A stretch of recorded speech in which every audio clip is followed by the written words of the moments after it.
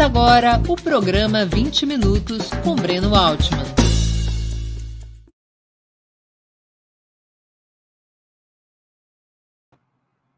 Bom dia! Hoje é 8 de novembro de 2021. Terei a honra de entrevistar o ex-deputado federal e ex-presidente nacional do Partido dos Trabalhadores, José Genuíno, histórico militante da resistência à ditadura, pela qual foi preso e barbaramente torturado, participou da fundação do PT e foi seu parlamentar por 5 mandatos consecutivos e depois um outro mandato avulso, incluindo o Congresso Constituinte de 1987-1988. É reconhecidamente um dos maiores especialistas em questões militares, nosso tema de hoje, assunto ao qual se dedica há várias décadas. Antes de começarmos a conversa, gostaria de pedir que façam uma assinatura solidária de Opera Mundi em nosso site ou se tornem membros pagantes de nosso canal no YouTube. A imprensa independente e Opera Mundi precisam da sua ajuda para se sustentar e se desenvolver, da sua ajuda e da sua militância apoiando veículos como Opera Mundi. Lembrem-se sempre, saco vazio não para de pé.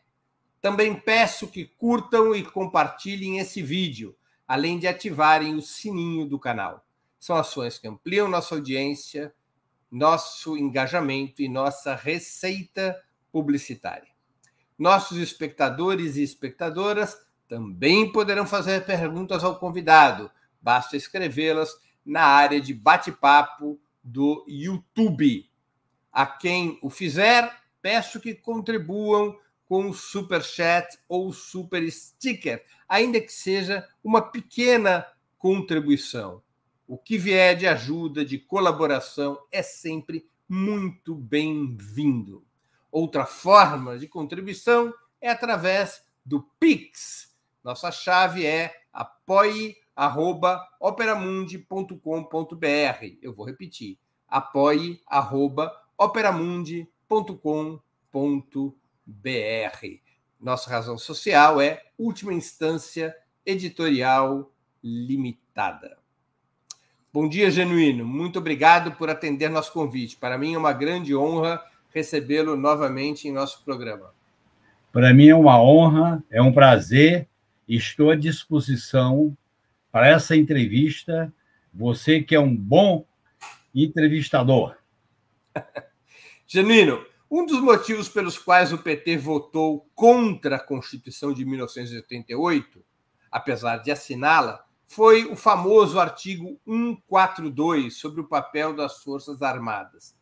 Por qual razão houve, então, oposição tão ferrenha por parte da bancada do Partido dos Trabalhadores?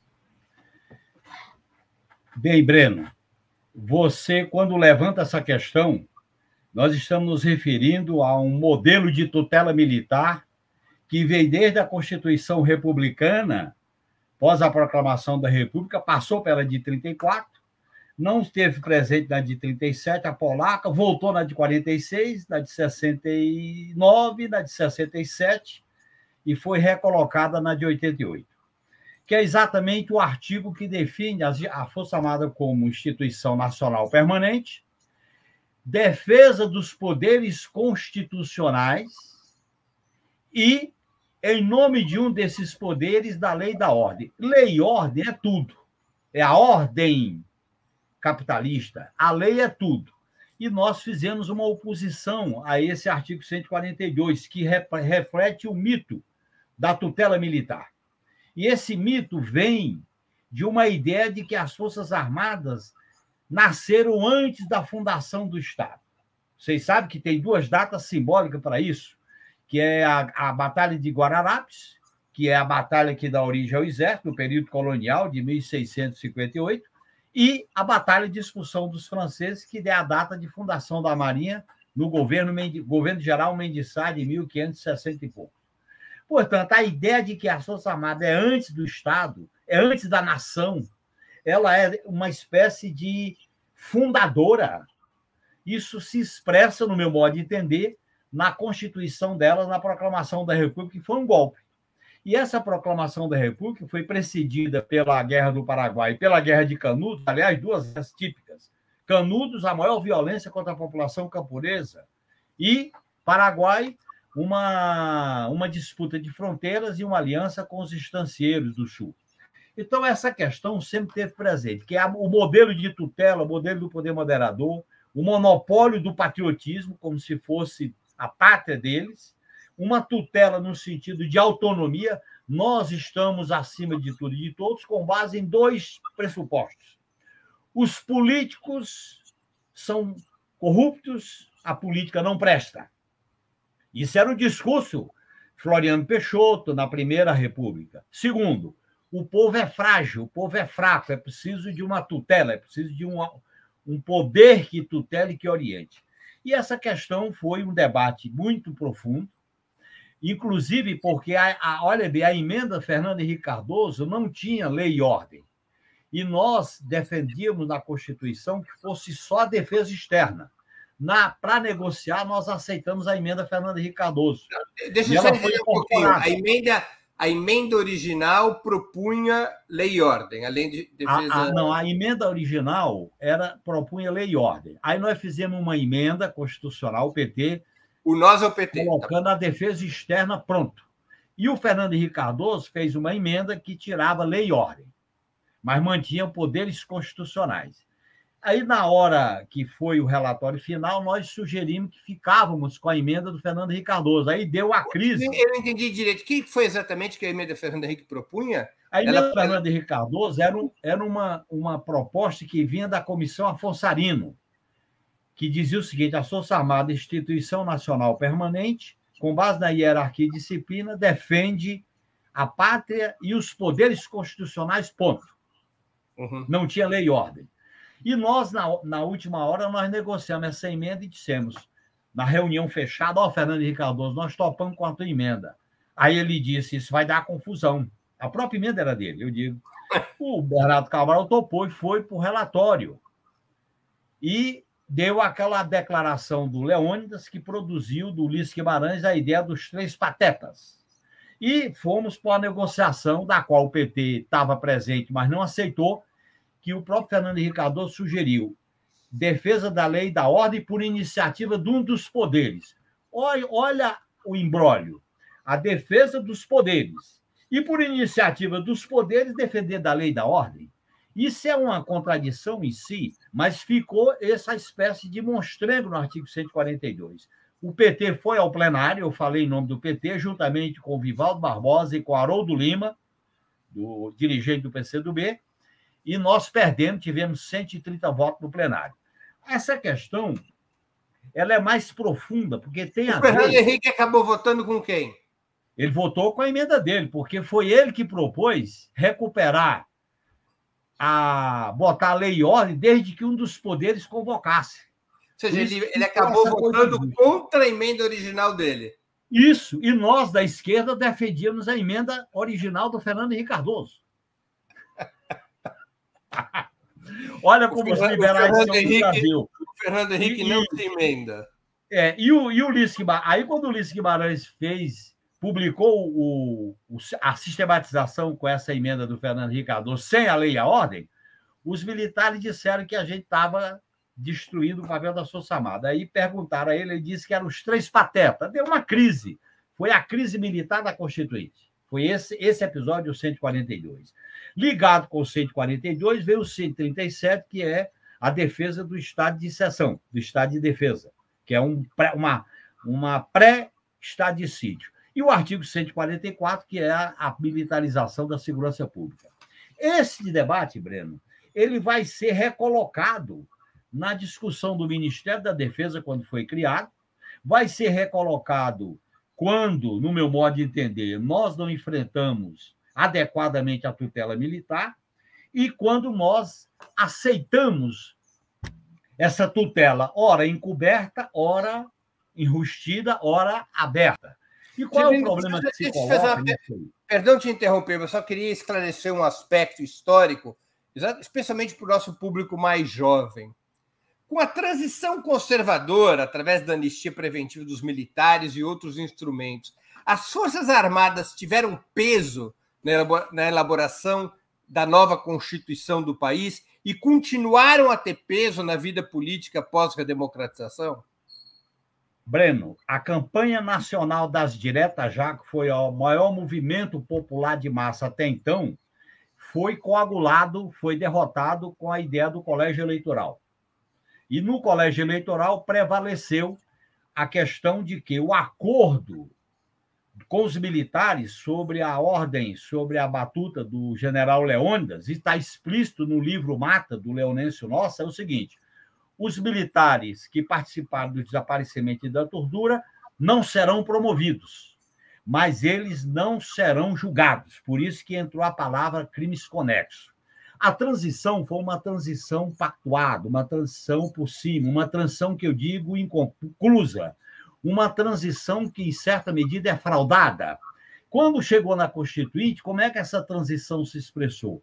Primeiro, no artigo 142, que era manter a ideia da lei e da ordem. Lei e ordem cabe tudo. Segundo, a tortura, a anistia foi incorporada na Constituição, no artigo 9º do Ato das Disposições Constitucionais Transitórias, mas a tortura não foi considerada crime imprescritível. Esse foi outro debate muito profundo na Constituinte. E, em terceiro lugar, quando os militares falam que que a esquerda queria alterar a lei da anistia, eles é que alteraram, porque a Comissão de Morte Desaparecida e a Comissão de Anistia, eles nunca aceitaram, que foi por lei, inclusive do governo Fernando Henrique Cardoso. Portanto, os militares tiveram um papel decisivo na transição. Eles foram o avalista. E esse aval para uma transição pactuada por cima acabou se estendendo na Assembleia Nacional Constituinte. E o PT, ao declarar o seu voto contrário, ele disse que era a doutrina da segurança nacional, a tutela das Forças Armadas e a manutenção do Serviço Nacional de Informações, que só foi extinto em 80 e 90 com a eleição do Collor. Esse debate foi muito importante, porque ele é retomado quando se cria o Ministério da Defesa, porque as Forças Armadas elas continuaram como protagonistas de um projeto político para o país. Quando elas decidem fazer a campanha do Bolsonaro na AMAN, quando decidem viabilizar a eleição com a intervenção no Rio de Janeiro, com os twitters, com os 2 generais de 4 estrelas no Supremo, era exatamente o retorno a uma posição de definição estratégica sobre os rumos do país. Aí você pergunta, como fazer que os militares voltem aos quartéis? Primeiro, eles têm que voltar aos quartéis. Segundo, tem que subordinar a soberania do poder civil, fruto da soberania popular. Terceiro, tem que ter quarentena. Militar, juiz, promotor e policial não pode fazer a escolha por outra carreira sem um período de quarentena.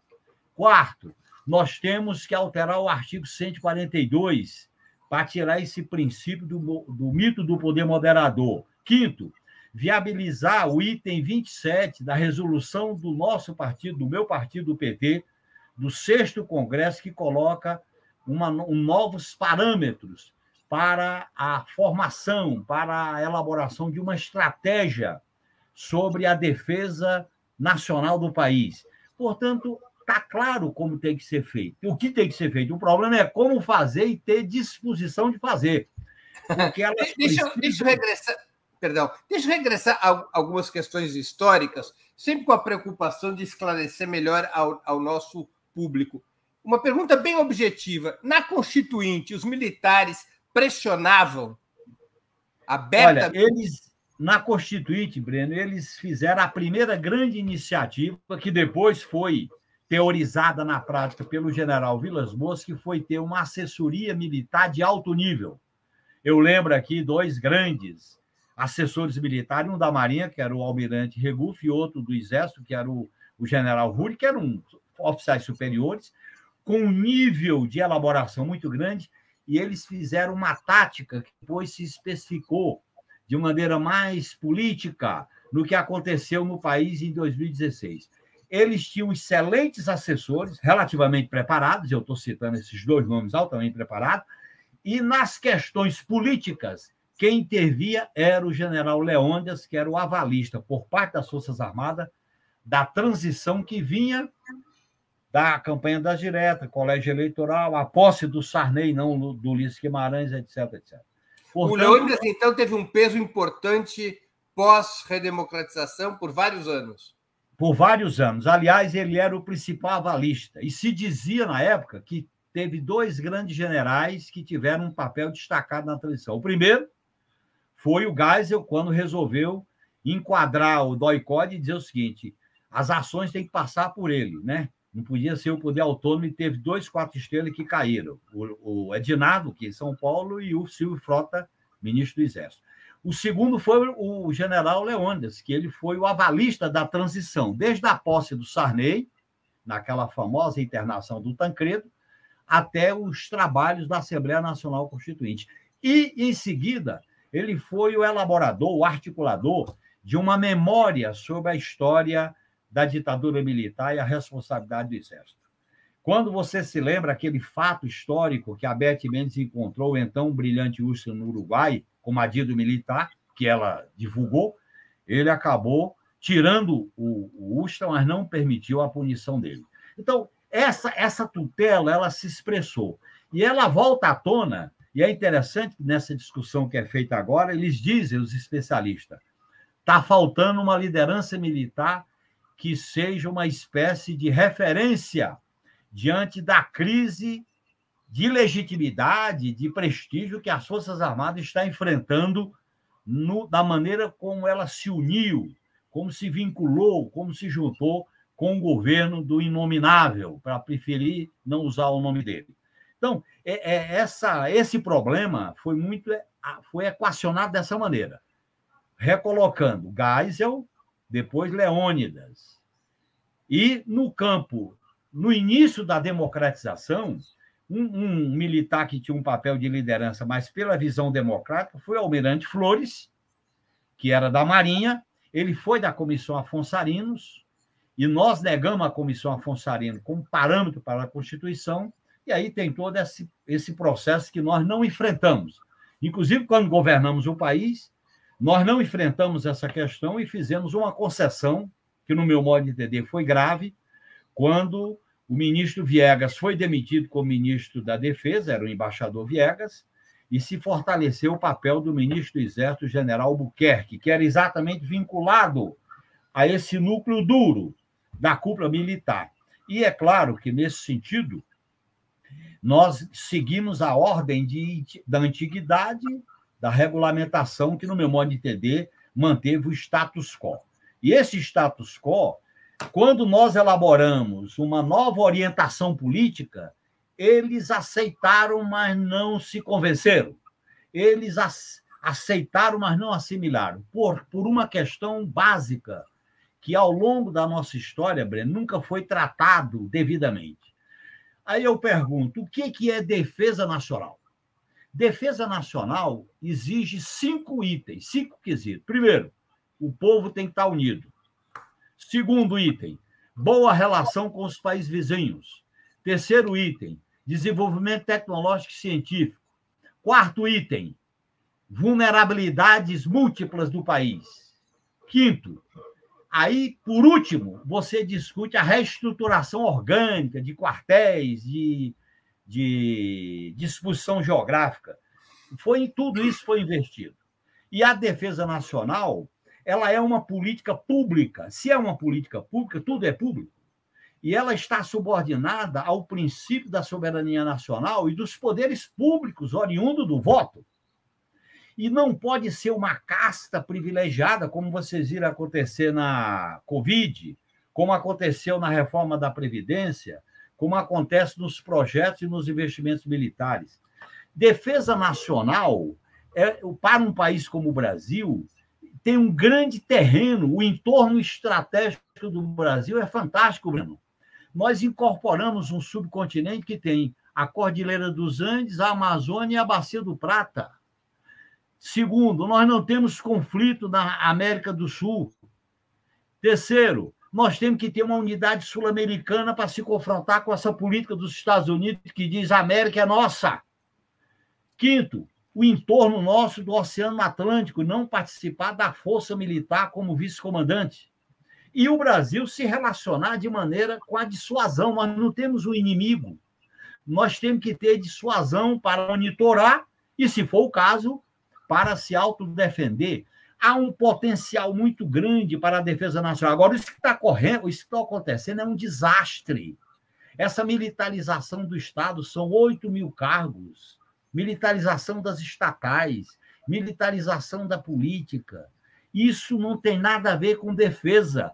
Nem vale a pena investir tanto em militar para militar cumprir essas funções no Ministério da Saúde, no INCRA, no IBAMA, na Amazônia. Não é lucrativo isso. Então, eu acho que a defesa nacional tem que ser recolocada no outro parâmetro. E, para isso, nós temos que fazer um enfrentamento. Claro. Deixa eu te fazer uma pergunta. Quando o Lula ganhou as eleições presidenciais em 2002, havia um programa para a questão militar? O PT tinha posição sobre esse tema, elaborou posição sobre esse tema nos anos que antecederam a vitória de 2002? Nós não tínhamos um programa propriamente dito, nós tínhamos algumas diretrizes. E essas diretrizes, o presidente Lula levou em conta a manutenção da rotina, do critério de antiguidade, não fez qualquer tipo de movimentação. O único movimento significativo foi quando nós elaboramos a Estratégia Nacional de Defesa e a instalação da Comissão da Verdade. A Estratégia Nacional de Defesa, veja bem, ela é um documento que tem sinalizações positivas, mas ela é uma estratégia nacional para os militares. Não é uma estratégia nacional de defesa do país, das instituições do Estado brasileiro. Eu entendo, Breno, que as forças populares de esquerda nunca trataram essa questão da defesa nacional como uma política pública, como uma política de Estado, como uma política do poder civil. Não, nós não criamos uma carreira acadêmica de defesa, nós não mexemos na estrutura da Escola Superior de Guerra, que aquilo ali é impenetrável. E o que aconteceu? Com o golpe de 2016, com o inominável Temer, com o Jungmann, se militarizou o Ministério da Defesa, se militarizou porque a ideia do Ministério da Defesa é o poder político dirigindo o aparelho militar. Então, nós não enfrentamos essa questão. Nós tínhamos intenções. Eu acho que nós tínhamos intenções. As Forças Armadas, durante o governo do Fernando Henrique Cardoso, ficou no acostamento por causa do programa neoliberal. No primeiro mandato do Lula, elas continuaram no acostamento. Depois do Viegas, veio o Zé de Alencar, que não tinha problema nenhum para os militares. Veio o Valdir Pires, que teve a crise com os controladores de voo. E nós só começamos a definir algumas questões no segundo mandato. E eu, no meu modo de entender, no mandato da Dilma, teve a Comissão Nacional da Verdade, que ela teve um problema político. A Comissão Nacional da Verdade devia ter proclamado, a presidência da República, em nome do Estado, que houve terrorismo de Estado, e o Estado brasileiro, com os comandantes militares presentes, devia pedir um pedido de recuperação aos militares, na medida em que a lei da anistia estava sendo debatida no Supremo Tribunal Federal. Então, eu acho que são lições que a gente aprende. Você não concorda com a opinião do ex-ministro da Defesa, Aldo Rebelo, que numa entrevista a mim, alguns meses atrás, disse que a Comissão Nacional da Verdade foi um grande erro cometido pelo governo Dilma? A Comissão Nacional da Verdade foi uma grande iniciativa. Pela primeira vez na história do Brasil, o Estado brasileiro faz um exame das práticas autoritárias violentas do Estado e faz isso de maneira pública. Então, esse é o lado altamente positivo da Comissão da Verdade. Coisa que não foi feita, Breno, com a questão da escravidão. Coisa que não foi feita, por exemplo, com o massacre da Guerra de Canudos. Quem botou isso a pouco foi o Euclides da Cunha. Coisa que não foi feita, por exemplo, nas várias tentativas de pronunciamento militar. Portanto, a Comissão Nacional da Verdade foi uma grande iniciativa. O que faltou? Faltou uma condução política que ela produzisse uma ela fez isso, mas não publicizou, que houve terrorismo de Estado e que era necessário um pedido de desculpa e de reparação à sociedade. E por que isso é importante? Porque você traz a memória e implanta ela no presente para discutir que isso não pode se repetir. Por que não se fala em volta dos militares a política no Chile, na Argentina e no Uruguai? Porque houve uma transição diferente nesses países. Eu acho, portanto, que a Comissão da Verdade foi uma grande iniciativa. Ela Por que ficou ela não foi feita? Por que ela não foi feita antes da Comissão Nacional da Verdade, por exemplo, no primeiro governo Lula? Eu acho que esse foi uma outra falha. A Comissão Nacional da Verdade devia ter se instalado em 2003, quando o Lula estava chegando com muita força, com muita legitimidade, e nós temos aberto um processo de discussão política. Porque quando você vai fazer um debate com as Forças Armadas, você tem que partir de uma posição. Eles têm força. Você tem que dizer, será assim e assado. Houve uma certa contemporização. Quando teve a crise com o general Heleno, por causa da Raposa Serra do Sol, ele foi trazido para a alta burocracia em Brasília. Quando teve a crise com o Mourão, ele foi trazido para uma área administrativa de Brasília. Portanto, esse modelo de contemporização é um modelo que a experiência histórica está mostrando que tem consequências práticas. É o que está acontecendo agora. Por que as Forças Armadas recuperaram a guerra cultural, a ideia de combater o politicamente correto, atualizar o conceito de guerra revolucionária que vem da Escola Superior de Guerra com as elaborações de uma leitura tosca do Gramsci? Por que as pautas chamadas identitárias criavam problema nas Forças Armadas? Porque penetrava lá a luta das mulheres, dos negros, da comunidade LGBTQIA+. E nós não atualizamos essa agenda para um período mais longo. Eu acho que 2003 teria sido ideal para se fazer esse processo. Mas houve uma escolha. É verdade que houve um episódio em 2008, se eu não me engano, em que, em função da inauguração de um monumento em homenagem ao João Cândido, com a presença do Lula, a Marinha propositadamente se fez ausente por não concordar com aquele monumento? Você sabe que essa questão não é qualquer questão. Até hoje... Está voltando à baila, né? E está voltando à baila com essa história. Há um veto cultural ideológico em relação à homenagem ao João Goulart. E por quê? Porque está relacionado com o questionamento das raízes do golpe que está na fundamentação dos atos institucionais. Homenagear João Goulart significa você fazer uma releitura crítica das bases autoritárias da ditadura militar a partir do golpe de 64. Isso virou um tabu. A minha pergunta foi, eu entendi isso também. A minha pergunta foi sobre a inauguração da estátua em homenagem ao João Cândido, ao líder da revolta da Chibata, que a Marinha não se fez presente com o presidente da República estando no local. Eu vou chegar a essa questão. Primeiro, que a questão do João Goulart, para terminar, está empacada até hoje. Em relação ao João Cândido, a Marinha não vetou, a Marinha não fez pronunciamento, mas não esteve presente. Isso é uma maneira de, vamos dizer assim, de dissimulação. Nem rompe, mas também não vira a mesa. Então, eu acho que é mais ou menos como aconteceu na leitura do relatório da Comissão Nacional da Verdade, que havia um mal-estar claro e evidente. Então, isso você tem razão. Muitas vezes, Breno, em determinados episódios, por exemplo, em relação tanto ao Exército como à Marinha, certos fatos históricos, eles não permitiam tocar, porque ao tocar nesses fatos históricos, como o João Cândido, você tocava na questão do racismo, da tortura, da violência, você trazia, inclusive, um questionamento, e aí eu tenho uma diferença nos historiadores que vinculam a formação da Marinha à expulsão dos franceses no Rio de Janeiro, no governo Mendes Sá.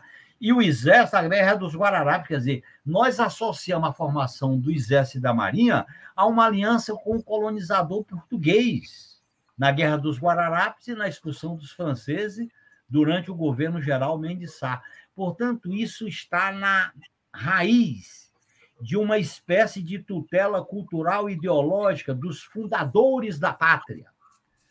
Eles se consideram fundadores da pátria, se consideram donos do patriotismo, exercem o monopólio do patriotismo. Isso parece cláusula pétrea. E se nós não enfrentarmos esse debate com ação política, com determinação, nós vamos ter sempre uma espada da tutela. Em qualquer momento ela pode ser acionada. E é interessante como esse poder estratégico ele se articula com os interesses econômicos, como se articularam na época do monopólio da terra, hoje é com o monopólio financeiro, se articula com o modelo de Estado, se articula com o império, com a dominação do império. Por exemplo, só para você ter uma ideia, nós elaboramos na Estratégia Nacional de Defesa a ideia de que a integração sul-americana se baseava no seguinte princípio: para dentro é cooperação com todos os países que integravam a Unasul, Venezuela, Colômbia, Argentina, Paraguai, Uruguai, Bolívia, Peru, etc. E a dissuasão é para fora, dissuasão para fora, para dentro é cooperação, que é um princípio essencial de construir, do ponto de vista do entorno estratégico, uma política de colaboração com os vizinhos, porque nós não temos conflito, nós não temos conflito com a Venezuela, por que fica fazendo a política americana lá? Nós não temos conflito com Cuba, nós não temos conflito com Colômbia, com Chile, com a Argentina. Então, essa ideia dos parâmetros tem que ser enfrentada politicamente. Eu acho que isso dá condições para a gente reorientar uma política de defesa. Aí eu volto à ideia. A política de defesa é uma política pública, uma política do povo, uma política do Estado. Não pode ser uma política das Forças Armadas. Não é uma política das Forças Armadas. É uma política dirigida pelo poder civil. É uma política dirigida pela soberania popular. Aí você vai discutir com o povo qual é a dotação orçamentária, quais são os projetos prioritários, e não com esse corporativismo que tem a justiça militar, esse corporativismo que impediu o julgamento da indisciplina do general Pazuello. Você veja bem como essa tutela sofisticada apareceu na relação com a CPI da Covid, no não depoimento do general Braga, porque ele era chefe da Casa Civil. É toda uma política de panos quentes, e isso não é correto. A experiência mostra que isso não é correto, e é uma ilusão. Não temos política de defesa, Breno. O país não tem política de defesa. O programa aeroespacial está indo para o beleléu com a concessão da base de Alcântara. O programa do satélite geoestacionário, que é o satélite que fica lá no alto, ali na linha do Equador, acima da linha do Equador, tem que ter uma base de administração terrena. O projeto do domínio do ciclo do combustível nuclear está em crise também, depois do que fizeram com o Almirante Otto, e o país fica administrando o quê? Arma para o inimigo interno, tanque, bomba de gás de efeito, né? Baioneta e etc, etc. Isso não dá, isso não é defesa. O Brasil não precisa se preparar para conflito, nós temos que projetar no cenário mundial a nossa influência política, a relação com a África, com o Atlântico Sul, com os BRICS, e sem romper com nada, mas nós vamos fazer nossas escolhas. Então, o Brasil tem um cenário ideal para fazer escolhas estratégicas. Agora, do jeito que está acontecendo, com esse retrocesso, é lamentável que a gente esteja num processo de sucateamento no preparo e no emprego das Forças Armadas. Porque um país com esse tamanho nosso, por que as Forças Armadas sempre ficam no litoral, Breno? É a velha tradição do povo que está no litoral, a velha tradição das grandes cidades do litoral. E o interior? E a gente chega ao absurdo de ter uma brigada de paraquedistas que fica no Rio de Janeiro e tem dificuldade de fazer treinamento, porque tem 2 aeroportos. Quer dizer, essa reestruturação ela tem que ter outros parâmetros. E eu acho que essa questão estratégica tem que ser enfrentada num programa democrático e popular para o país, e não dá mais para adiar essa questão. Genuíno, nas décadas que se seguiram ao fim da ditadura militar, Como se organizaram os grupos internos das Forças Armadas? Continuou a existir um grupo de oficiais nacionalistas, democráticos e progressistas? Eu aqui lembro à nossa audiência que o Brasil tem uma situação sui generis. Aquele que foi o secretário-geral do Partido Comunista Brasileiro por tantas décadas, Luiz Carlos Prestes, pelo menos até 64, era um homem com muita influência nas Forças Armadas. Era uma referência para muitos militares. Depois do golpe de 64, e especialmente depois da redemocratização, continuou a existir um grupo de oficiais democráticos e nacionalistas? Eu acho que com a ditadura militar, a partir de 64, eles foram progressivamente eliminando essas cabeças, essas lideranças democráticas e nacionalistas. Mesmo quando o Geisel fez aquela movimentação do segundo PND e da política externa, ele era, vamos dizer assim, o autoritário que dirigiu, que avalizou a extinção da direção da PML e da direção nacional do Partido Comunista Brasileiro. Então, veja bem, eu acho que eles foram extinguindo, foram eliminando. Quando se deu a transição com o colégio eleitoral, essas manifestações praticamente não existiam. Eu acho que o último foi a candidatura Euler Bentes para disputar contra o Geisel. Aí foi se enfraquecendo.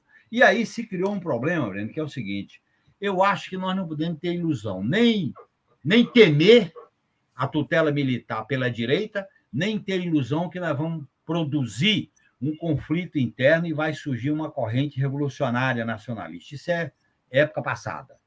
Eu acho que isso existiu no tenentismo, e o tenentismo foi produto da velha República, da Primeira República, veio depois o Prestes, depois teve os vários pronunciamentos militares que tinham militares legalistas, até chegar no processo da ditadura militar, cujo símbolo dessa rebeldia pode se expressar no papel de Carlos Lamarck. Então, mas eu acho que movimentos organizados deixou de existir. E, no meu modo de entender, é bom a gente tratar as Forças Armadas não com políticas para dentro delas, mas com orientação para elas estarem subordinadas à soberania popular, ao poder que emana do povo. O povo não pode ser considerado inimigo, MST não é inimigo, índio não é inimigo, quilombola não é inimigo, luta do sem terra não é inimigo, luta dos trabalhadores rurais não é inimigo, dos trabalhadores grevistas não é inimigo, mulheres não são inimigas, comunidade LGBTQIA+, não é inimiga, jovens não são inimigos, porque quando você vai na formação da Forças Armadas, eu nunca esqueço, eu encontrei na biblioteca da ESG um livro que era padrão, Não Somos Racistas. Você sabe quem é o autor desse livro, eu não vou falar aqui. Então, essa visão conservadora, de resquício autoritário, tem que ser derrotado pela supremacia do poder civil. A grande questão que está colocada é a supremacia política do poder civil, que comanda, dirige, define, enquadra, pune, até para que as Forças Armadas recebam o tratamento como Forças Armadas para a Defesa Nacional. Porque o aparato militar, né, que é essencial para a defesa, ele tem que estar subordinado à direção política. Por isso que eu coloco na seguinte escala: defesa nacional é, primeiro, o povo unido; segundo, vizinhos bons, boa vizinhança; terceiro, desenvolvimento tecnológico e científico; quarto, vulnerabilidades de qualquer tipo; quinto, por último, a organização e a estruturação militar tem que estar subordinada a esses princípios da nação. Essa ideologia de um patriotismo ideológico, nós temos que colocar a refundação da nação brasileira, a recolocação das prioridades de um país que está se destruindo, que está se evaporando, que está virando pó.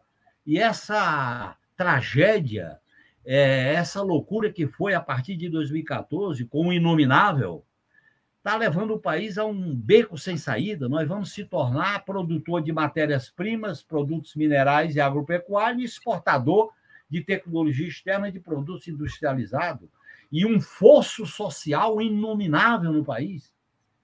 O futuro do país está em risco, e quando a gente discute o futuro do país, nós temos que dizer o seguinte: as Forças Armadas têm que estar subordinadas às diretrizes desse futuro.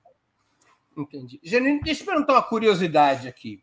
Você foi um combatente da guerrilha do Araguaia, um inimigo direto das Forças Armadas, porque não houve outro episódio na qual as Forças Armadas tenham se envolvido mais abertamente do que a perseguição e o aniquilamento da guerrilha do Araguaia.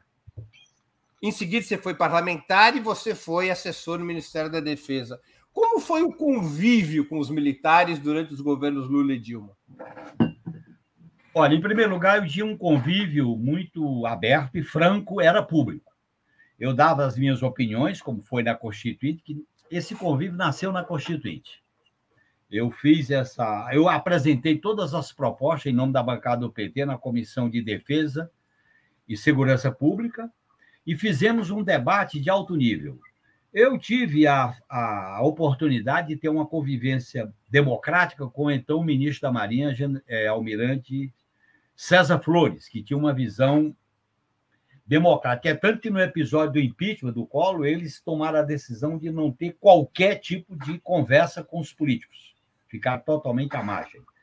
E depois eu participei na Constituinte desses debates e participei de alguns debates com eles, tanto na ESG como uma vez na Escola de Comando de Estado-Maior e também na Escola de Comando da Marinha.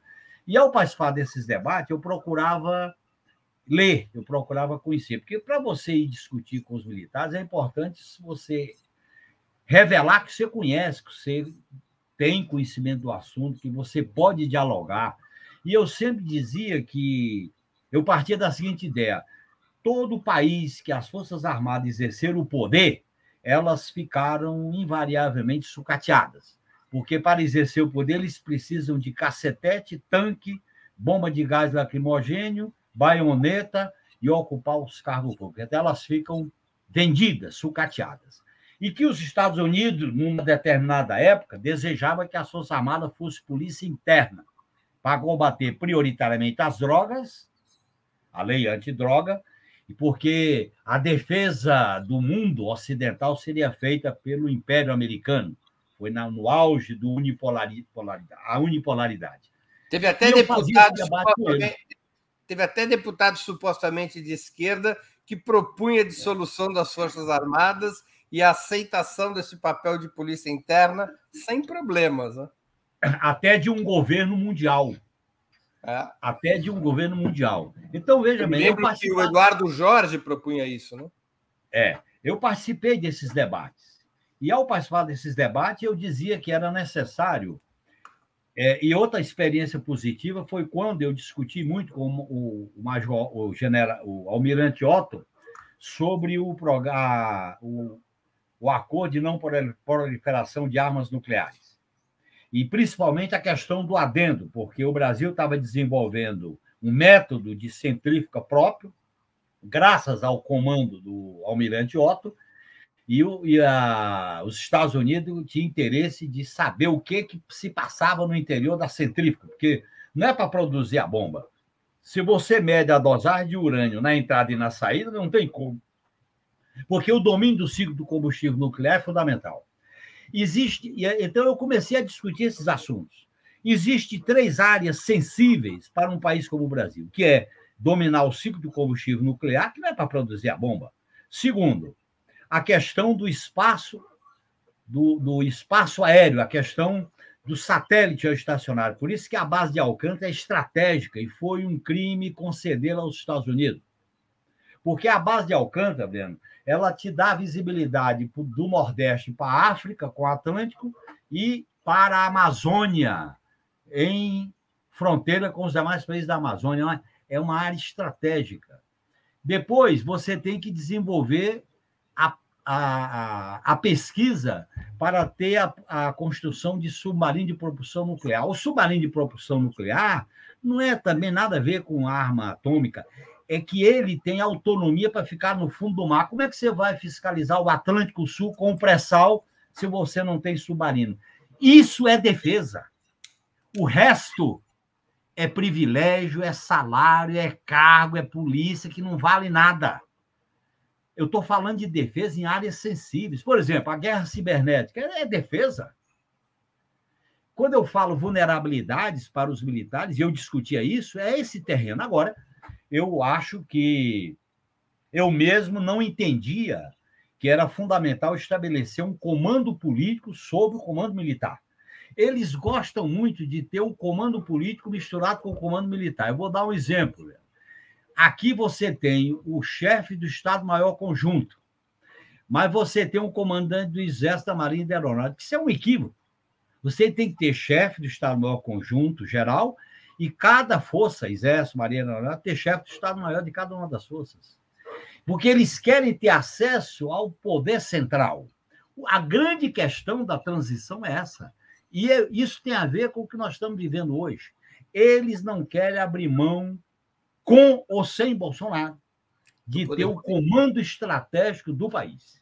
Isso que eles iniciaram em 2014, não querem abrir mão facilmente. Por isso que o sonho de verão deles é o ouro, porque mistura o conservadorismo ideológico, moralista, com o conservadorismo de natureza militar.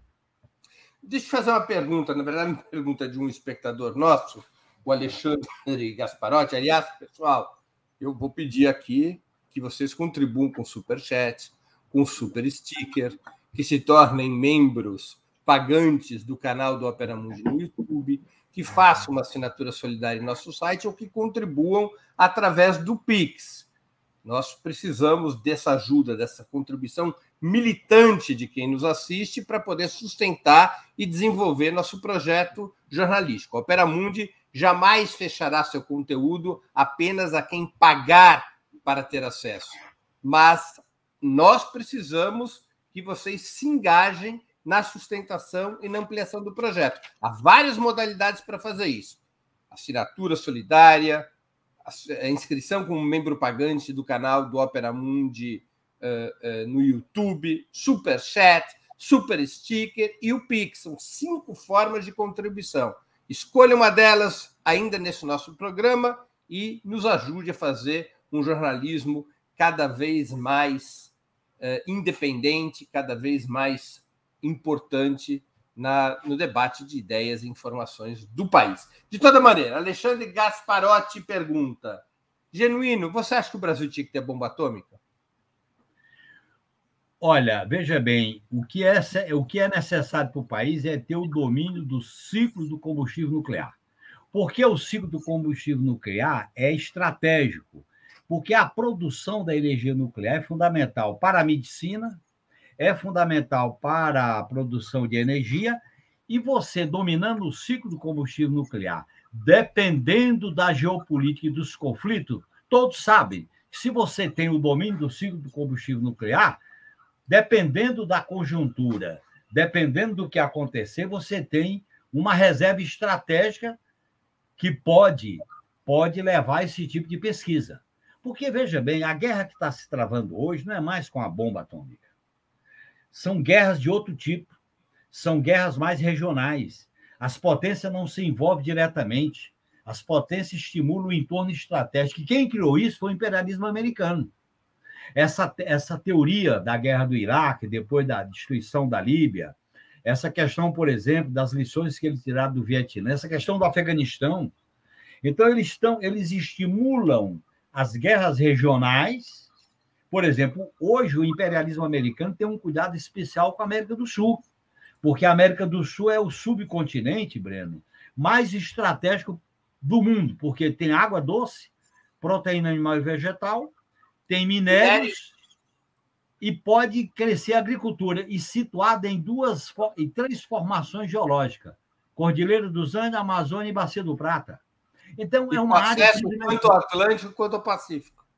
Aí você tem o Atlântico, e aí nós defendemos que o Atlântico seja uma área de paz, diferente do que aconteceu com a força americana no Atlântico, e o Brasil, para enfeitar, botou o vice-comandante, legitimou. O Atlântico tem que ser uma área de paz. Para o Brasil se relacionar, qual é o entorno estratégico? Com a África, fazer parceria com os países que entregam os BRICS, África do Sul, China, Índia. A Índia tem características militares um pouco parecidas com o Brasil. E você ter autonomia, isso significa ter autonomia estratégica. Não é para brigar com os americanos, não é para brigar com a OTAN, mas a OTAN não pode definir a nossa política estratégica. Nós não podemos ser membro da OTAN. Porque quando você se incorpora a uma força superior, do ponto de vista militar, você fica à mercê dela. Isso é da lei, isso é da vida, é desde a história da humanidade, das primeiras guerras, né, Breno? Então, eu acho que é dessa maneira que o Brasil podia se projetar, e aí projetar o poder, não como nós fizemos na Guerra do Haiti, aquilo ali foi aí eu ia te perguntar sobre... Minha próxima pergunta era exatamente sobre isso. Você acha que o envio de tropas brasileiras ao Haiti, para além do debate de sua justeza em termos de política internacional, acabou fortalecendo o núcleo mais reacionário das Forças Armadas? Não só acabou fortalecendo, como criou valores culturais, políticos, porque o Brasil comandou a MINUSTAH. Como ele comandou a MINUSTAH, ele tinha relações privilegiadas com vários países que integravam a Força de Paz do Haiti. E tinha relações com os Estados Unidos. Uma prova de que foi inadequada é o que está acontecendo hoje no Haiti. O Haiti vivia uma crise violenta com o golpe contra o Aristides. Naquele momento, o Brasil projetava-se como um país emergente que queria uma vaga no Conselho de Segurança da ONU. Mas nós tínhamos que ter dito, a solução para o Haiti é de política pública, não é militar. E o Brasil, ao colocar militares lá, não foi para fazer guerra. Eu tive lá 2 vezes e vi, era para fazer patrulha, para fazer policiamento. Nós fortalecemos a GLO. E ao fortalecer a GLO, nós alimentamos uma expertise militar, que não era o caso. O Haiti era um problema de política pública, era ter sistema de saúde, asfaltar a Porto Príncipe, era construir uma hidrelétrica. Aliás, o Brasil defendeu que criasse uma hidrelétrica, uma fábrica de asfalto e criasse um SUS lá. Mas os Estados Unidos não queriam. O que eles diziam, Breno? Os Estados Unidos não podem comandar a MINUSTAH porque tirou sangue dos haitianos. O Canadá porque é amigo dos Estados Unidos. A França foi derrotada pelos haitianos e a Espanha colonizou. Não dá para ser a China nem a Rússia. Qual é o país que pode preencher as condições de comandar a MINUSTAH? O Brasil. E, nesse sentido, eu acho que faltou uma diplomacia política e militar de descer. Nós participaremos, mas não só como força militar. Temos que participar como força de criar políticas públicas. Então, foi uma experiência que, no meu modo de entender, alimentou uma espécie de expertise. É tanto que todos os oficiais que dirigiram a MINUSTAH era comemorado como grande feito, como uma grande proeza. Aliás, a escala de promoções era MINUSTAH, Comando Militar da Amazônia e Pelotões de Fronteira. Essa cúpula, esse Estado-Maior, que não são todas as Forças Armadas, mas o comando que dirigiu essa aliança para retomar o poder, tem a ver com o Comando da Amazônia e com a MINUSTAH, na minha avaliação. Então, foi uma politização às avessas, no meu modo de entender. Não criamos, não só não era possível, não foi criada uma corrente revolucionária, como o governo acabou ajudando a criar uma corrente reacionária. Claro. Ô, Ben, eu estive lá 2 vezes e eu fiquei hospedado na sede da MINUSTAH e acompanhei as patrulhas. Eles botaram um capacete da ONU, colete à prova de bala e eu andava. Era policiamento de rua, não era guerra, era policiamento de rua por causa das gangues. Como é que isso aí não era uma questão de operação militar? O fato de se fazer uma operação militar contra gangues era a viabilização da expertise da GLO, que é a garantia da lei da ordem. Força a ideia do inimigo interno. E aí, quem era o inimigo interno? As gangues, os pobres, o Sítio Solé, que era uma área muito, muito destruída, e aí, matança, quer dizer, em vez de você construir uma política de cidadã, uma política pública, você transformava uma crise social profunda em questão militar. E interessava aos Estados Unidos, interessava a ele, que o Brasil fosse uma espécie de carro-chefe daquela operação, na medida em que sinalizava o protagonismo do Brasil. Esse protagonismo começou a ser rompido, e é bom que se diga isso, em 2008, com a crise do sistema financeiro americano. e com a crise do multilateralismo. O surgimento do multilateralismo, os Estados Unidos, não, agora nós vamos ter que ter outra política para a América do Sul. E o Brasil é chave nisso aí. Por isso que uma das razões do golpe foi a interferência dos Estados Unidos nas articulações com as Forças Armadas, com o Ministério Público e com a Polícia Federal, que já vinha com a guerra das drogas. Os Estados Unidos estabeleceu 3 guerras mundiais: a guerra das drogas, a guerra contra o terrorismo por causa dos episódios das Torres Gêmeas e a guerra contra a corrupção. E aí fez uma política de dominação. Isso que está, inclusive, sendo revitalizado, sendo resgatado agora com as candidaturas dos protagonistas do lavajatismo. E você tem, por parte de alguns meios de comunicação, uma defesa do que significa essa cruzada moralista, que é uma reserva estratégica. Eu digo que é uma espécie de tutela, Breno. Nós temos hoje a tutela militar, a tutela do Ministério Público Federal, a tutela do teto e a tutela do Banco Central Independente. De cara, tem 4 tutelas para um governo democrático e popular. Veja que coisa. Genuíno, qual a tua avaliação sobre o papel dos militares no golpe contra Dilma e na prisão de Lula? Para mim, eles tiveram um papel importante. Primeiro porque o golpe ele teve 2 fatos relevantes. O primeiro fato foi a candidatura do inominável na AMAN. Não se faz um ato político lançando candidatura na AMAN sem a conivência do alto comando do Exército. Vamos deixar isso claro, para não ter ilusão. Segundo, botar 2 4-estrelas como assessor da presidência do Supremo Tribunal Federal, porque não tinham confiança nas decisões do então presidente do Supremo Tribunal Federal. Eu não vou citar o nome, mas as pessoas sabem quem é. Terceiro, a questão da intervenção no Rio de Janeiro. A intervenção no Rio de Janeiro foi essencial para o golpe, para a viabilidade. Primeiro porque naquela intervenção não se justificava nem do ponto de vista de segurança pública. Segundo, aconteceu o fato mais importante do ponto de vista da segurança pública, foi a morte da Marielle. E terceiro, a candidatura ela foi trabalhada como uma consequência do golpe. E o golpe revelou o seguinte: vamos derrotar o inimigo principal, que era o PT e a esquerda. Derrotar como? Com a bandeira da moralidade contra a corrupção. Defesa da moralidade.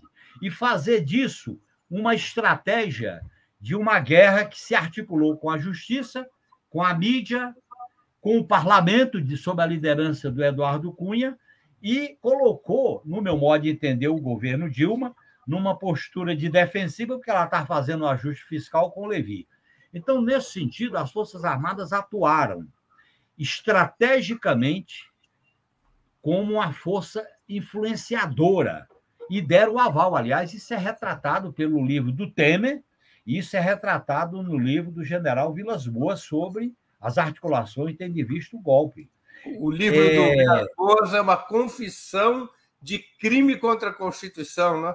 Ele reconhece... Claro, é uma confissão contra a Constituição. E eles argumentam que é o artigo 142 que permite o mito do poder moderador.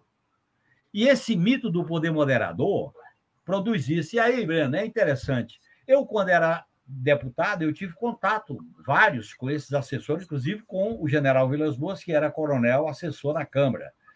E ele relatou a experiência, eles começaram a participar de experiência na América do Sul e na Centro-América sobre as negociações de paz. Ele participou de El Salvador. Teve a negociação de El Salvador, teve a crise da Nicarágua, e eles participavam. Então, eles adquiriram uma expertise. Quando veio a transição, que significou uma pactuação pelo alto, e um braço que vinha da ditadura militar, que era aqueles grupos de centelhas, aqueles grupos de extrema-direita, e, ao mesmo tempo, essa jovem oficialidade que, na academia, foram construindo um pensamento estratégico de como manter ou voltar ao poder. E é isso que aconteceu. E como nós não percebemos isso, não discutimos isso, não enfrentamos isso, isso veio à tona com a ruptura autoritária preventiva com o golpe de 2016, que se aliaram fatores da nova geopolítica americana com a oposição ao PT como inimigo interno, a guerra revolucionária como pretexto à Comissão Nacional da Verdade. Lembre-se que quando o general Vilas Boas terminou a entrevista dele, que foi a grande entrevista que acalmou todo mundo, dizendo que não ia ter golpe, ele termina com a seguinte frase: o Brasil vai se livrar do politicamente correto. O que é se livrar do politicamente correto? É a guerra cultural. Está entendendo? Então, isso não foi percebido e eles tiveram um papel protagonista, como teve a mídia, como teve o Ministério Público, como teve a Lava Jato, como teve o Parlamento Brasileiro e com aval do Supremo Tribunal Federal. Deixa eu te fazer uma pergunta ainda mais específica, porque eu acho que isso é um elemento essencial de compreendermos o papel atual das Forças Armadas. A alternativa Bolsonaro, ela ganha força a partir de 2017, ao menos publicamente, e seria vitoriosa em 2018. Foi um projeto de Estado-Maior do Exército e demais armas, essa construção e fortalecimento da alternativa Bolsonaro, ou eles aderiram a uma situação consumada? As Forças Armadas foram protagonistas do processo pós-2014, especificamente da construção da alternativa Bolsonaro, ou eles apoiaram algo que se construiu de forma independente? Bolsonaro foi o cavalo que eles montaram para voltar a ter domínio sobre os assuntos estratégicos do Estado brasileiro. Segundo, se ele cair, se ele não servir, eles vão buscar um caminho em que mantenha-se a influência estratégica no comando do Estado, porque o que está em jogo é o comando, é a tutela, é os fundadores da pátria, os políticos são incorretos, a esquerda não serve, o povo é fraco, então tem que ter um poder. E isso eles podem fazer ou via terceira via, que é uma possibilidade que está com muita dificuldade, ou então criar dificuldades, criar problemas para que uma candidatura à esquerda tenha teto, tenha tutela, tenha limitações, seja através de semipresidencialismo, seja através de limitações, seja através de outros instrumentos. Eu acho que o que está em jogo é continuar exercendo o poder com ou sem bolso, com ou sem bolso. Agora, neste momento, o casamento continua com o bolso. Agora, não é o cenário único. Os militares nunca vão trabalhar com cenário único. Eles trabalham com cenário 1 ou 2, com cenários flexíveis. E nós não podemos ter isso. O que é fundamental? Que eu acho que vai estar esse debate. É se vai mantê-los como força protagonista na condução do Estado brasileiro. E essa é a grande questão que diz respeito a um programa das Forças Democráticas e Populares para enfrentar o que eu chamo de tutela militar e outros, até o coronel Pimentel chama de partido militar. Eu acho que essa geração do alto comando tem uma visão estratégica de como influenciar nos destinos e nos rumos do país. Tenho aqui uma pergunta, algumas perguntas de espectadores nossos. Eu estou dando prioridade a quem está contribuindo com o Superchat ou o Super Sticker, ou aqueles que são membros pagantes do canal de Ópera Mundi no YouTube. Então, eu vou ler aqui uma pergunta do André Vinhal, que contribui lá dos Emirados Árabes Unidos. Ele mora lá nos Emirados Árabes Unidos e contribuiu para o Superchat. Quero agradecer ao André. Ele pergunta: caso implementássemos, Genuíno, suas sugestões para a mudança das Forças Armadas, você acredita que haveria uma retaliação dos Estados Unidos? Olha, eu não descarto essa possibilidade, porque a crise do imperialismo americano, a nova geopolítica que está se desenhando e as ilusões que algumas pessoas tinham em relação ao Biden está se desfazendo, e aquele artigo, na forma quase de editorial, no site do Pentágono, América é nossa, eu acho que as sinalizações já foram dadas. Os Estados Unidos não estão dispostos a aceitar o que nós fizemos com a Unasul e com o Conselho de Defesa Sul-Americano, que foi na gestão do Lula e Dilma que nós tivemos essa grande iniciativa. Portanto, agora, veja bem, você tem que exercer estrategicamente O poder no sentido, não é do conflito de cara, é você pressionar, você fazer alianças estratégicas no mundo. Hoje o mundo oferece alguns caminhos de aliança estratégica. Eu acho que o Brasil tem que buscar alianças estratégicas com a Índia, com a China, com a Rússia, sem romper com a OTAN e com os Estados Unidos. Mas eu mesmo dizer o seguinte: o nosso cenário de aliado não são só vocês. E aí fazer medição, fazer aquilo que é o poder soft. Quer dizer, nós não vamos fazer o poder violento, mas também não vamos aceitar a tutela. Eu acho que isso é uma disputa política. E o Brasil tem que estar preparado para fazer a disputa diplomática e a disputa militar, Breno. A questão, o Itamaraty tem que estar vinculado com a questão militar e vice-versa, para poder caminhar no mesmo sentido. Veja bem a situação da Eco 26, né? Da COP26. Da COP26, quer dizer, é um momento de projeção de poder e o Brasil não está projetando nada, porque ele está se aliando com a extrema-direita mundial. E eu acho que hoje tem espaço no mundo para a gente fazer alianças pontuais com governos, com lideranças, com movimentos. Quer dizer, o imperialismo não deixou de ser imperialismo, mas ele não é tão forte como dizia antes. Eu acho que é possível ter retaliação. Por exemplo, nós não podemos aceitar a política dos Estados Unidos para a Venezuela e para Cuba.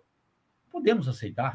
Nesse sentido, a experiência do Lula foi firme quando ele governou o país, e é correto. Nós não podemos aceitar isso na América do Sul, esse tipo de política. Nem muito menos as bases militares na Colômbia. E o Brasil lutou contra isso. Então, são enfrentamentos pontuais que nós temos que ter uma política de defesa capaz de se projetar. E as condições para o Brasil fazer isso são favoráveis. Eu acho que a integração sul-americana é um grande achado do entorno estratégico do Brasil. Se o Brasil tivesse continuado com a Unasul, importante dizer isso para os internautas, e com o Conselho de Defesa Sul-Americano, o Brasil estava dando um baile na produção de vacina, na parceria com os países da América do Sul, com a sua expertise do SUS, da vacinação. Isso é... Veja bem, quando eu falo defesa, não é só atirar.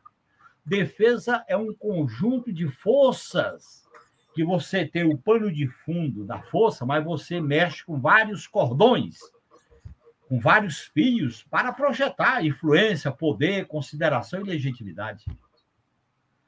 Geninho, tem uma outra pergunta do Cadu Lacerda, que também contribuiu com o Superchat, quero agradecer, e que sirva de exemplo para que mais gente contribua com o Superchat ou Super Sticker. Pergunta o Cadu Lacerda: para construir forças armadas democráticas e cidadãs, devemos manter ou encerrar esses colégios especiais para jovens? Não são incentivadores de castas e criadores de um indivíduo que não se identifica civil? São incentivadores de casta, são incentivadores de privilégio, são incentivadores de uma militarização na cabeça da juventude. Nós temos que fazer o movimento contrário. Eu defendo, por exemplo, que as escolas militares elas se especializem na ciência militar propriamente dita. O estudo de história, filosofia, o estudo de ciências sociais possa ser administrado nas universidades públicas em convênio com as Forças Armadas. Você libera vagas para os oficiais que, em vez de você fazer isso na ESEMI, na Escola Superior de Guerra, faz nas universidades. Nós temos que criar uma carreira civil de defesa. O Brasil não tem. A França tem uma instituição que é de defesa e tem uma carreira civil, especialista em defesa. A questão da defesa não pode ser propriedade de militares. E levar jovens para os colégios militares, em nome de um rigor da disciplina, em nome de uma visão militar, uma visão limitada, é exatamente o contrário que nós temos que fazer. Nós temos que tirar os militares... Eles têm que voltar aos quartéis, mas, ao mesmo tempo, eles têm que se relacionar com a sociedade. Essa ideia de militar achar que o povo é inferior, o povo é maltratado, o povo... Não dá. Esse ethos militar, essa mística, não pode transformá-lo numa espécie de casta isolada. Isso é um equívoco para uma política de defesa. Genuíno, no caso de uma vitória de Lula em 2022, o que fazer com os quase 10 mil militares que hoje ocupam cargos de confiança no governo e nas estatais? Nós temos que imediatamente devolvê-los às funções legais de ficar nos quartéis. Eles ocuparão os cargos naquelas áreas do governo que são de natureza militar, como o Gabinete de Segurança Institucional, o Ministério da Defesa, ponto. Segundo, nós temos que aprovar a emenda constitucional da quarentena.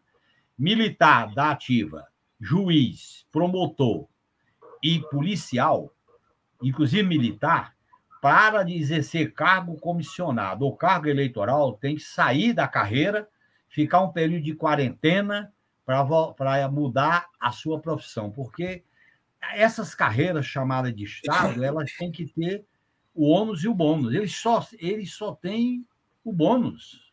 Quer dizer, o cara é militar, sai militar, vai para a política. Você viu agora um delegado. O delegado virou deputado. Caçaram o mandato, ele volta a ser delegado. Quer dizer, não dá. Quem prende, quem processa, quem pode matar, não pode se igualar com quem vai disputar a eleição. Então, isso é uma outra medida importante. E colocar um ministro da Defesa não militar. O grande erro do golpe, do golpista Temer e do Jair Jugman, foi colocar um militar no comando do Ministério da Defesa. O Ministério da Defesa tem que ser um civil que representa o poder político nas Forças Armadas.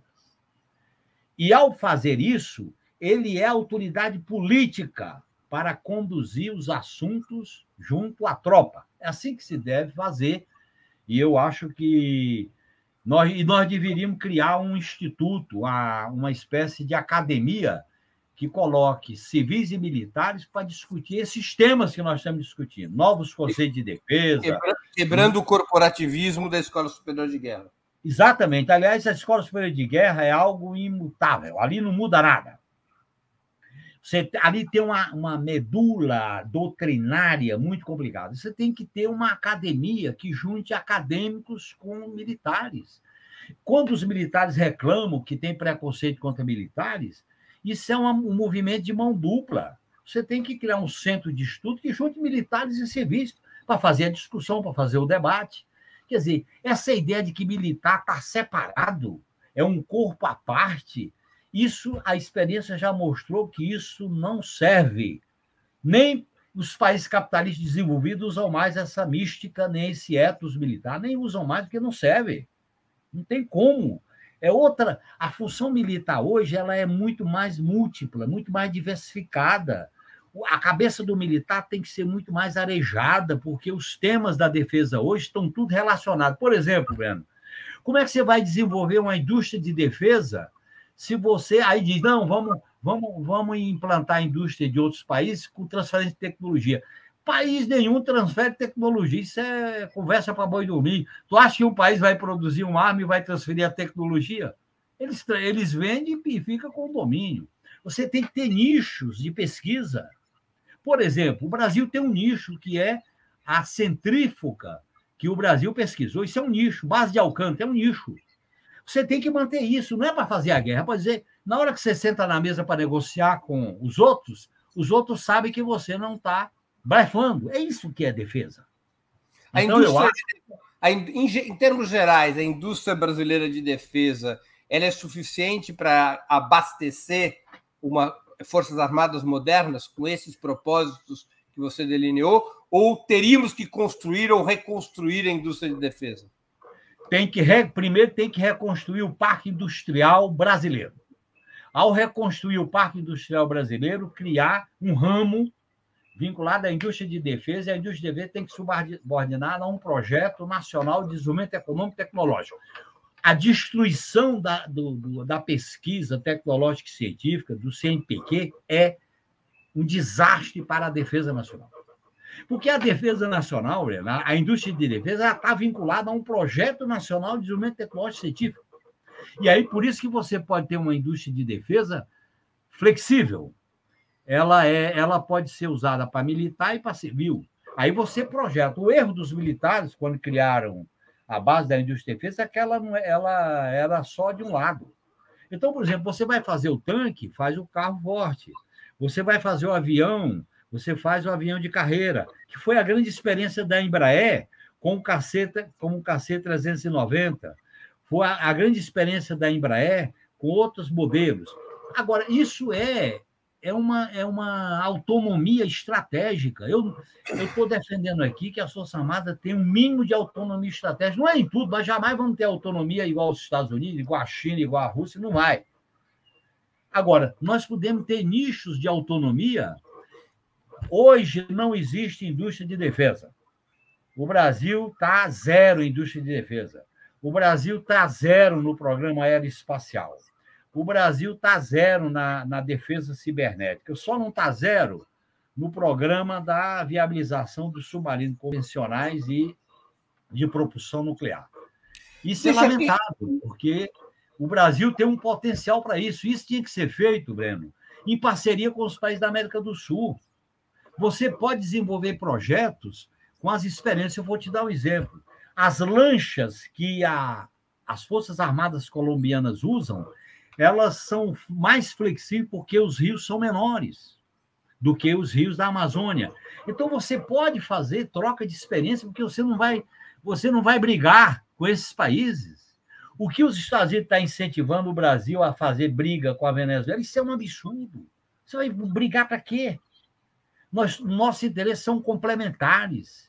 Então, você pode trocar experiência. Por exemplo, você troca experiência com a Argentina em relação à Marinha Mercante, você troca experiência em relação à dissuasão com as Ilhas Malvinas. Então, você vai desenvolvendo projetos estratégicos de aquisição de tecnologia de ponta. Agora, ficar dependendo de qualquer país para tecnologia, isso é piada, porque país nenhum vai botar tecnologia e vai dizer fecha a caixa preta. Não vai fazer isso coisa nenhuma.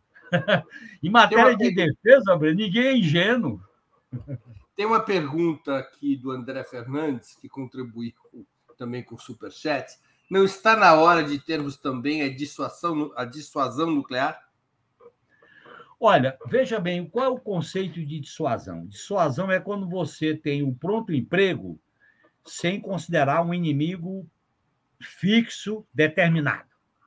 Aí, para você ter a dissuasão, você tem o monitoramento e a mobilidade. O submarino de propulsão nuclear é uma arma dissuasória. Por que é uma arma dissuasória? Porque ela não é visível, ela se mobiliza, ela tem capacidade de transmitir informações do fundo do mar para o espaço aéreo e para o litoral. Portanto, eu acho que a dissuasão depende de você desenvolver dois tipos de tecnologia. Primeiro, a tecnologia nuclear do domínio do ciclo do combustível. Segundo, a questão da guerra cibernética, que é uma área importante da política de dissuasão. Terceiro, você tem que fazer, por exemplo, na Amazônia, Breno, você pode desenvolver forças conjuntas para defender a Amazônia. O Brasil pode construir uma unidade militar com a Venezuela, com a Colômbia, com o Peru, para cuidar daquela região, porque nós não vamos brigar entre nós, pô. Você potencializa. Deixa eu fazer uma outra pergunta do Rodrigo Costa, que também contribuiu com o Superchat. Pessoal, nós estamos já nos aproximando do final do programa, ainda dá tempo de contribuir com Super Sticker, com Superchat, fazendo uma assinatura no canal do Opera Mundi no YouTube. A gente precisa deste apoio firme dos nossos espectadores e leitores para fortalecer o nosso trabalho jornalístico. O Rodrigo Costa pergunta, Genuíno, qual o papel da Imbel na indústria de defesa no Brasil? A impressão que eu tenho é que ela não tem relevância tecnológica e nem na quantidade de produção. Nem na quantidade, nem na qualidade. Esse é o problema. Eu acompanhei um pouco a Imbel. E porque essa indústria ela foi sucateada, não teve investimento, não teve desenvolvimento. Por exemplo, a Vibras, Breno, tem uma tecnologia muito interessante. Agora, para ela se desenvolver, você tem que fazer parceria com plataformas. Por exemplo, eu vou dar um dado aqui. O Brasil escolheu, quase de maneira submissa, a questão do Atlântico com os Estados Unidos. Se você fizesse acordo militar, por exemplo, com a Rússia, para você ter as plataformas de lançamento de míssil, são plataformas na terra, terrena, plataforma não precisa no mar. Essas plataformas você lança míssil com a distância, e não precisa ter porta-aviões. Porta-aviões é um absurdo. É caro, e é a extensão do território nacional. Você pode botar um sistema de plataforma móvel na terra e lançar míssil. E a Vibras tem um míssil terra-a, agora você tem que ter a. E agora não se desenvolve por quê? Primeiro, tem que ter investimento. Segundo, tem que ter uma carreira para desenvolver. E a indústria de defesa, ela tem um período longo de viabilidade. Você não pode ficar fazendo política de momento, você tem que ter um prazo de 10, 15, 20 anos para desenvolver um projeto. Por exemplo, o avião KC-390 demorou vários anos, que é um avião de carga e também um avião que serve militar. E aí você tem uma indústria flex. Isso é o que está no Brasil, por exemplo, domina bem a aviação regional. A aviação regional é importante também do ponto de vista militar. Por quê? Porque nós não podemos estender nossas fronteiras além do Atlântico Sul e da Amazônia. Não temos interesse. Então, nós não podemos estabelecer uma política dissuasória muito longa. Por isso que porta-aviões é um desperdício, não serve para nada, porque é alvo. Quer dizer, permitir bases militares de outros países é tiro no pé. E você pode construir no nosso espaço, no nosso entorno estratégico, projetos bem determinados, entendeu? Porque quando as pessoas... Pois não, fala. Não, conclua, por favor, não queria te interromper. Não, porque quando as pessoas falam em projeto, quer dizer, você não pode criar alvo. Quando você bota uma base militar, quando nós discutimos com a Colômbia, eu me lembro, participei dessa reunião. Se você bota uma base militar na Colômbia, que eram as bases militares americanas, você transforma elas em alvo. Você não pode fazer isso. As nossas unidades militares, Breno, estão superadas a sua localização geográfica. O Brasil, se você for mobilizar a tropa na hora do engarrafamento, nem tira a tropa do Ibirapuera, da Avenida Brasil, do litoral. Você tem que tropa mais, unidades militares mais camufladas, subterrâneas, no interior do Brasil, tipo no Tocantins, no Mato Grosso. Agora, essa ideia de polícia interna, de GLO, de poder político, gera até onde é que a Força Armada vai estar? Onde o poder existe. Por incrível que pareça... Uma coisa que você falou me fez lembrar. Eu fui uma vez ao Vietnã, eu fiquei no Vietnã mais de um mês fazendo uma série de reportagens, há uns 10 anos atrás. E o exército vietnã é um dos mais poderosos do mundo, ainda é um dos mais poderosos do mundo. E eu perguntei, cadê os quartéis? Eles me responderam, eles não ficam na superfície, são todos debaixo da terra e fora das áreas centrais. Breno, eu vivi essa mesma experiência na China. Um quartel no meio da cidade e na superfície, eles repetiram exatamente para isso na Escola Superior de Guerra do Vietnã. É um alvo, não é um quartel. Claro. Aliás, eu vivi essa experiência na China. Eu fiquei 10 dias na China quando era presidente do PT. Eu fiz essa pergunta que eu não via. Eu digo, onde é que eles estão? Não são visíveis. Eles só disseram que não eram visíveis. Eu fui outra questão, Breno, que eu acho importante acrescentar. É uma coisa curiosa. Aqui não, aqui se você fizer com o Google Earth, que é aquele localizador de endereços do Google, você localiza todos os quartéis brasileiros. Além de localizar, Breno, tem um outro problema. Você tem aqui uma estrutura militar corporativa, que é Marinha uma coisa, Exército é outra coisa, e Aeronáutica é outra coisa. Você tem que ter uma concepção de comando conjunto. Comando conjunto, dependendo das condições. Por exemplo, na Amazônia tem que ser um comando conjunto. Na questão do Atlântico tem que ser um comando conjunto. Dependendo do teatro, você tem um militar da Marinha, do Exército e da Aeronáutica. Não existe essa experiência de comando conjunto. A gente defendia isso na Estratégia Nacional de Defesa. Mas era difícil, porque cada força quer ter sua mística, seu ethos, porque tudo vira espaço político. A defesa nacional, por isso que a defesa nacional existe, é uma política integrada, é interoperabilidade, todo mundo está junto, você tem comando firme. Eu acho, inclusive, que eu sou contra existir comandante do Exército, da Marinha e da Aeronáutica. Você tem que ter Estado-Maior. Aliás, nos Estados Unidos, você sabe que é assim, né? É, só chefe de Estado-Maior. Estado-Maior, e quando manda uma operação de dominação, eles mandam o chefe, é o Estado-Maior da operação do Iraque, do Vietnã, etc. É assim. Agora, você tem um comando que é o comando político. Claro. Essa politização das Forças Armadas só diminui, só estraga, só prejudica as Forças Armadas. Genuíno, você propôs algumas medidas fundamentais ao longo dessa entrevista em relação à questão militar. Eu vou aqui recordar, apenas para te fazer uma pergunta que eu acho que é muito importante. Você propôs eliminação do artigo 142, que garante a tutela militar sobre o Estado. Você propôs uma reforma dos currículos militares, uma reforma da formação dos militares, incluindo o fim desses colégios privativos de militares. Você propôs uma reorganização ampla das Forças Armadas sob comando político, incluindo os mecanismos de promoção dos oficiais. Você propôs a integração sul e latino-americana como uma força autônoma na região em relação aos Estados Unidos. Essas foram, se eu bem anotei aqui... E eu proponho a quarentena, Breno, a quarentena. Além do mais, a quarentena em relação a quem ocupa função, vem a ocupar função pública, além da realocação, da devolução desse excesso de militares do governo Bolsonaro para suas funções naturais. Pois bem, esse é um programa forte. Você não teme que a adoção desse programa possa provocar, num eventual novo governo Lula, uma crise militar?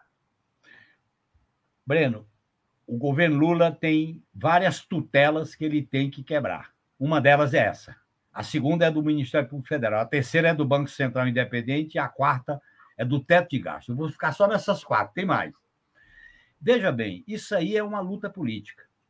Nós temos que fazer essa luta política tendo como base, para dialogar para diminuir a reação dos militares, nós queremos estabelecer uma nova política de defesa para o país. Nós queremos defender um novo modelo de profissionalização. Nós queremos valorizar o desenvolvimento tecnológico e científico. O que vocês estão fazendo é mediocridade. Isso não é função. O Estado brasileiro não pode investir num oficial durante tantos anos para ele exercer um cargo de ministro da Saúde. Então, nós temos que fazer um discurso forte para impedir reações. Que vai ter reações, eu não tenho dúvida que vai ter.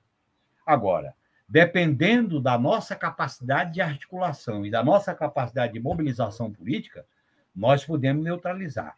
O que nós não podemos aceitar é que essas instituições incrustadas no Estado, e eu vou dar um exemplo mesmo, o artigo 142 tem relação com o artigo 127.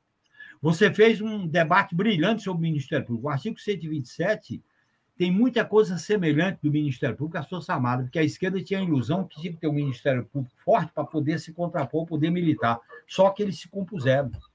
Então, nós temos que democratizar profundamente o Estado brasileiro. As instituições do Estado brasileiro são oligárquicas. E o golpe de 2016 aprofundou isso. As críticas que o PT fez quando assinou a Constituição e votou contra, elas são críticas atuais e têm uma profunda atualidade. Portanto, isso tem que ser uma luta, tem que ser uma mobilização, juntar a academia, por exemplo. Essa manifestação dos cientistas, nós temos que abrir um diálogo com os cientistas, nós temos que abrir um diálogo com o CNPq, com as universidades, porque do que se trata, Breno? O PT e a candidatura do Lula tem que representar um sonho, uma esperança, um futuro. A crise é tão profunda que nós estamos num deserto de esperança. Nós temos que resgatar a fertilidade da esperança, da utopia do sonho. Não dá para a gente ficar administrando perdas e prejuízo nesse deserto, nessa arena poeirada. Não dá. Eu acho que nós temos que ser ousados. Eu só vejo esse caminho para ser frutífero. Aliás, eu estou defendendo esse caminho fruto da minha experiência que eu vivi no parlamento e como assessor do Ministério da Defesa. Genuíno, nós estamos chegando ao fim dessa entrevista que, para mim, está sendo extremamente pedagógica. E eu vou te fazer duas perguntas que eu sempre faço aos nossos convidados quando a gente vai chegando aos finalmente. A primeira, qual livro você gostaria de sugerir aos nossos espectadores? E a segunda, qual filme ou série poderia indicar a quem nos acompanha? Eu vou começar pela última. Filmes e séries eu não acompanho porque, com a pandemia, você sabe que essa é a terceira quarentena da minha vida, para mim, cinema é no telão, com pipoca e um cafezinho. Então, eu não tenho como indicar filme nem série. Agora, livro eu tenho vários. Um livro que, para mim, é uma marca, é Memórias de um Revolucionário, do Victor Serge. Eu voltei a ler sobre Lutas e Lágrimas, do Mário Magalhães, que deu uma bela entrevista para você. Eu estou lendo um livro aqui. Memórias do Revolucionário. Deixa eu só registrar aqui para o pessoal, para quem quiser anotar, né? Victor Serge, Memórias do Revolucionário. Quem publicou foi a Companhia das Letras. Aqui tem sobre Lutas e Lágrimas, do Mário Magalhães, sobre 2018. Achei muito interessante. Do Mário Magalhães. Um aqui. Editor do Mário Magalhães, esse livro. Mário Magalhães, é da Record. Peço para a produção deixar um pouco mais de tempo o livro na tela. Eu tenho um livro aqui da A Democracia em Ruínas, que analisa só um minutinho, só para... Porque muita gente só nos acompanha pelo áudio, então eu tenho que ler aqui para a dica ficar anotável. Mário Magalhães é o autor do livro sobre Lutas e Lágrimas, uma biografia de 2018, publicado pela editora Record. É a segunda indicação do Genuíno. E a terceira?